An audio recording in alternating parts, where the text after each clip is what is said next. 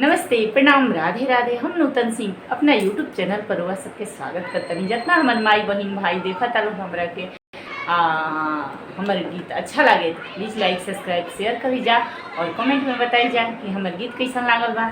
लेकिन रुआ सब तो लाइक सब्सक्राइब ना शेयर करब जा, जान तनी सुनब जा लेकिन करब जा ना। लेकिन बहुत मेहनत लागेला भैया वीडियो बनावे में। आई जा सुनल जा। बाजे बाजे सहनाई आनंद डगरी, बाजे बाजे सहनाई आनंद डगरी। आज आई है बारात जनक नगरी, आज आई है बारात जनक नगरी।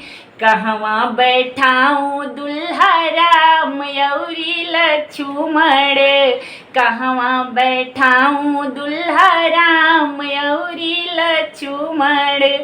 कहवा बैठाऊँ दशरथ समधी, आय हाय कहवा बैठाऊँ दशरथ समधी। आज आई है बारात जनक नगरी, आज आई है बारात जनक नगरी।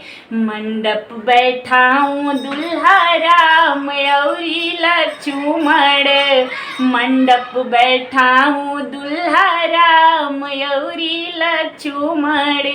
सिंहासन बैठाऊँ दशरथ समधी, आय हाय सिंहासन बैठाऊँ दशरथ समधी। आज आई है बारात जनक नगरी, आज आई है बारात जनक नगरी।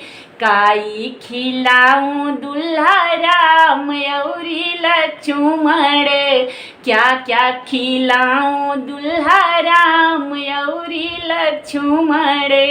क्या क्या खिलाऊं दशरथ समधी, आय हाय क्या क्या खिलाऊं दशरथ समधी। आज आई है बारात जनक नगरी, आज आई है बारात जनक नगरी। दहिया खिलाऊं दुल्हा राम यौरी लक्ष्मण, दहिया खिलाऊं दुल्हा राम यौरी लक्ष्मण। मेवा खिलाऊं दशरथ समधी, आय हाय खोआ खिलाऊं दशरथ समधी। आज आई है बारात जनक नगरी, आज आई है बारात जनक नगरी। बाजे बाजे सहनाई आनंद डगरी, बाजे बाजे सहनाई आनंद डगरी। आज आई है बारात जनक नगरी, आज आई है बारात जनक नगरी, आज आई है बारात जनक नगरी।